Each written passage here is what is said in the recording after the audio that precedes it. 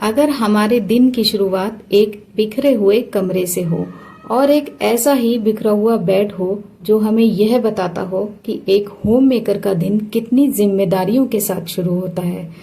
घर बिखर जाता है, थकान भी होती है, लेकिन हम हर दिन फिर से ये सब संभाल लेते हैं। सो हेलो एवरीवन, मेरा नाम है रुचिता और बहुत बहुत स्वागत करती हूँ आपका रुचिता के घर में। और आज मैं लेकर आई हूँ एक मोटिवेशनल से भरपूर क्लीनिंग वीडियो लेकर। मोटिवेशनल से भरपूर इसलिए कह रही हूँ कि वीडियो के एंड तक अगर आप पहुंच गई तो एंड तक पहुंचते पहुंचते आपको मिलने वाला है भरपूर मोटिवेशन और ढेरों टिप्स अपने घर को साफ करने के लिए, वो भी एकदम सिंपल और आसान तरीके से। तो चलिए शुरू करते हैं आज की क्लीनिंग मेरे साथ। तो सबसे पहले क्यों ना इस बिखरे हुए बेड को ही साफ कर दें। तो बेड साफ होते ही ऐसा लगता है आपका मानो 70% काम निपट गया हो, बाकी रहा 30% काम क्लीनिंग का, जो कि निपट जाता है डस्टिंग और झाड़ू पोछे से। तो सबसे पहले शुरुआत हमें कर देनी चाहिए अपने बेड से। तो मेरे घर में जितने भी बेड हैं उनमें से जितने बेड की चादर मुझे चेंज करनी थी, तो सबसे पहले मैंने उन बेड की चादर चेंज कर दी। और चादर चेंज करते ही आप बिफोर एंड आफ्टर लुक देख सकते हैं कितना बड़ा डिफरेंस आ गया है। जबकि अभी घर में झाड़ू पोछा कुछ भी नहीं हुआ है, केवल मैंने घर की चादर चेंज की है, क्योंकि चादर के ऊपर जितना भी कूड़ा था वो फ्लोर पर आ जाएगा, इसके बाद ही मैं झाड़ू लगाऊंगी। अब आ गई है दूसरे बेड की बारी, तो इसकी भी मैंने चादर चेंज कर दी है और बहुत फास्ट तरीके से मैं आपको दिखा रही हूँ, क्योंकि अभी वीडियो में बहुत कुछ दिखाना बाकी है जो कि आपके काम का होगा आगे, इसलिए मैं वीडियो फास्ट करके दिखा रही हूँ। अब ये जो गंदी चादरें निकली हैं इनको मैं ले जाके लॉन्ड्री बैग में डाल दूंगी। वैसे तो आप सेम डे जिस दिन चादर उतारें उसी दिन धुल दें तो आपका लॉन्ड्री का काम भी कम हो जाएगा। फिलहाल मेरी लॉन्ड्री हो चुकी थी, लॉन्ड्री बैग मेरा पूरा खाली था। अब नेक्स्ट डे ही मैं ये चादरें धुलूंगी। अब आ जाती हूँ मैं सोफे की तरफ। लिविंग रूम में जो हमारा सोफा होता है इस पे पता नहीं क्या क्या जुल्म होते हैं, इसके सारे कुशन नीचे आ जाते हैं, क्योंकि बच्चों वाला घर है तो ये सब होता ही रहता है। फिलहाल इसकी टेंशन मैं नहीं लेती हूँ, क्योंकि एक बार खराब होगा इसके बाद दोबारा सही करना पड़ता है। दिन में ना जाने कितनी बार ये सोफा सही करना पड़ता है। अच्छी तरीके से इसके कवर उतार कर झाड़ दूंगी और इसकी डस्टिंग कर दूंगी। ये भी हमारी एक डेली क्लीनिंग का ही हिस्सा है। पहले मैं भी क्लीनिंग में बहुत सारी मिस्टेक करती थी। आपने भी बहुत सारी क्लीनिंग वीडियो देखी होंगी जिसमें ये बताया जाता है कि आप क्लीनिंग का एक प्रॉपर शेड्यूल बनाएं, प्रॉपर एक रूटीन बनाएं, जिसमें deeply cleaning, monthly cleaning, weekly cleaning, bathroom cleaning इस दिन करें, किचन क्लीनिंग इस दिन करें, बेडरूम क्लीनिंग इस दिन करें, ना जाने क्या क्या। और ये सब फॉलो क्यों नहीं हो पाता है। मैंने भी काफ़ी शेड्यूल बनाए और उम्मीद करती हूँ आपने भी बनाए होंगे काफ़ी सारे, लेकिन ये शेड्यूल फॉलो नहीं हो पाते हैं। अगर आप फॉलो करने की कोशिश भी करेंगी तो ज़्यादा से ज़्यादा ये 1 दिन या 2 दिन ही फॉलो कर पाएंगी, वो फॉलो नहीं हो पाते हैं। उसका कारण ये है कि हम होम मेकर के पास करने के लिए अनगिनत काम होते हैं जो कि डेली रूटीन में हमें करने ही करने हैं।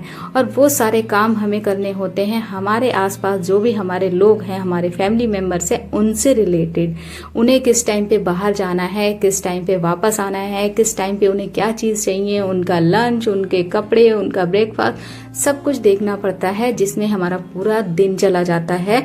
और पूरा दिन इन्हीं सब कामों में लगने के बाद हमारे पास एक्स्ट्रा टाइम नहीं बचता है जिसमें हम अपना कोई एक्स्ट्रा शेड्यूल बनाएं या फिर कुछ एक्स्ट्रा क्लीनिंग फॉलो करें। इसलिए हमारा कोई क्लीनिंग का शेड्यूल नहीं बन पाता है, और अगर बनता भी है तो फिर वो फॉलो नहीं हो पाता है। इसका एक बहुत सिंपल सा तरीका मैंने निकाल लिया है, क्योंकि पहले मैंने भी बहुत सारे रूटीन फॉलो करने की कोशिश की है लेकिन वो काम नहीं करते हैं। अब जो मैंने तरीका निकाला है वो आप सबके साथ मैं शेयर कर रही हूँ कि जब आपके घर का कोई भी कोना गंदा दिखे, जो भी सरफेस एरिया गंदा दिखे, आप कपड़ा लेके इमीडिएटली उसे क्लीन कर दें। जैसे कि अभी देख रहे हैं ये मेरे बेटे की स्टडी टेबल है, इस पे कितनी डस्ट जमा हो गई है, तो मैं कपड़ा लेके तुरंत इसे साफ कर दूंगी। और कैमरे में आप देख सकते हैं कितने डस्ट पार्टिकल दिख रहे हैं। तो ये डस्ट ऐसी उड़ उड़ के पूरे घर में जाती है, इसलिए सबसे पहले जहां भी आपको डस्ट दिख रही है कपड़ा लेके इमीडिएटली उसको क्लीन कर दें। दूसरे दिन का वेट ना करें, या फिर ये वेट ना करें कि इसको मैं इकट्ठा ही साफ करूंगी, तुरंत साफ कर दें, तो जिससे कि आपका एक्स्ट्रा लोड नहीं पड़ेगा आपके ऊपर, इकट्ठी सफाई नहीं करनी पड़ेगी, और ना ही आपको इंतजार करना पड़ेगा कि ये मेरी वीकली क्लीनिंग में शामिल है या मंथली क्लीनिंग में शामिल है। तो जब मंथली क्लीनिंग या वीकली क्लीनिंग होगी तभी मैं इसे साफ करूंगी। जब थोड़ा सा एरिया, छोटा सा कोना, घर का छोटा सा कोई भी पार्ट आपको गंदा दिखे, आप तुरंत साफ कर दें। वो एरिया खुद आपको बताने लगता है कि अब उसको सफाई की नीड हो गई है।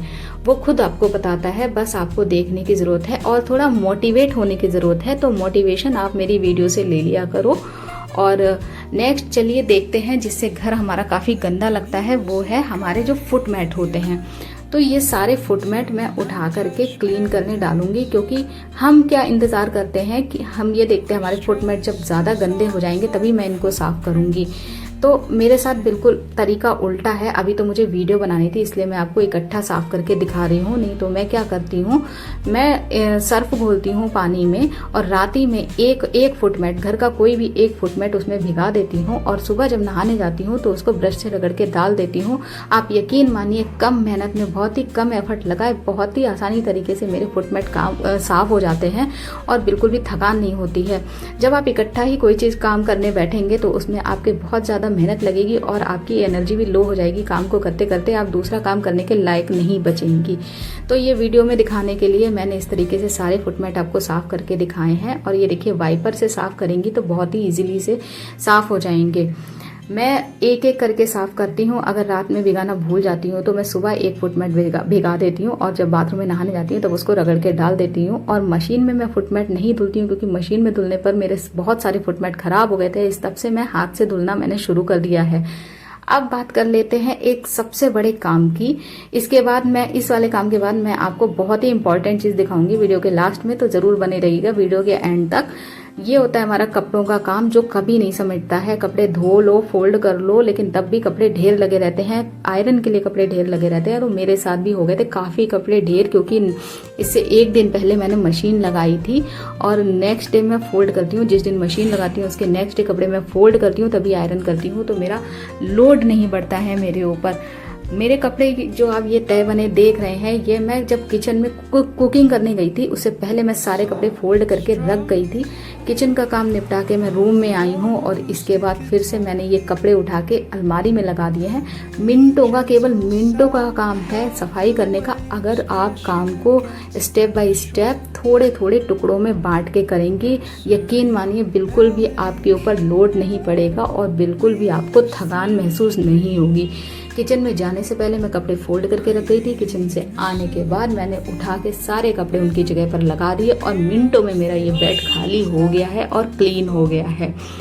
अब आते हैं सबसे इम्पोर्टेंट चीज की तरफ, क्योंकि अब वीडियो का एंड पार्ट आ गया है। जब भी मैं घर में पोछा लगाती हूँ वीक में एक बार, केवल वीक में एक बार मैं ऐसा करती हूँ। ये सभी चीज़ें जो मैंने आपको दिखाई हैं ये मैं पोछे के पानी में डालती हूँ। अब क्या डाल रही हूँ, मैं डाल रही हूँ विनेगर। 2 ढक्कन मैंने विनेगर डाला है इतने पानी में। थोड़ा सा विम लिक्विड डाला है, आप कोई सा भी लिक्विड सोप डाल सकती हैं। इसके बाद मैं डाल रही हूँ फिनाइल, कोई सा भी फिनाइल ले लें, मैं डॉक्टर ब्रांड का फिनाइल यूज़ करती हूँ। इसके बाद मैं डाल रही हूँ सेंधा नमक या रॉक सॉल्ट। सेंधा नमक इसलिए डाल रही हूँ कि ये घर की निगेटिव एनर्जी को ख़त्म करने के लिए बहुत अच्छा होता है और हफ्ते में एक बार मैं कोशिश करती हूँ मैं इसी तरीके से पोछा लगाऊँ। आप इसमें सोडा भी डाल सकती हैं, मैंने सोडा नहीं डाला है। मेरे घर के जो फ्लोर है उसकी टाइल्स वाइट कलर की हैं, तो इनमें स्टेन्स बहुत जल्दी पड़ जाते हैं और इसीलिए मैंने पानी में विनेगर डाला है। विनेगर डाल के पोछा लगाने से घर का फर्श एकदम चमक जाता है, सारे स्टेन्स खत्म हो जाते हैं। और मैं कोशिश करती हूँ वीक में एक बार इसी तरीके से बैठ करके हाथ से पोछा लगाऊं। स्टैंड से या वाइपर से या मॉप से मैं पोछा लगाती हूँ वैसे, लेकिन हफ्ते में एक बार मैं इस तरीके से अच्छे से सामान को हटा कर आगे पीछे सब तरफ से पोछा लगाती हूँ। और ये काम करती हूँ मैं वीक में सैटरडे के दिन, क्योंकि नेक्स्ट डे संडे होता है, मुझे टेंशन नहीं होती है बच्चों के स्कूल की, बच्चों के होमवर्क की, बच्चों के टिफिन की, लंच की, यूनिफॉर्म की, किसी चीज़ की टेंशन नहीं है। सैटरडे को मैं आराम से टाइम लेकर घर में पोछा लगाती हूँ और अच्छे से फ्लोर क्लीन करती हूँ।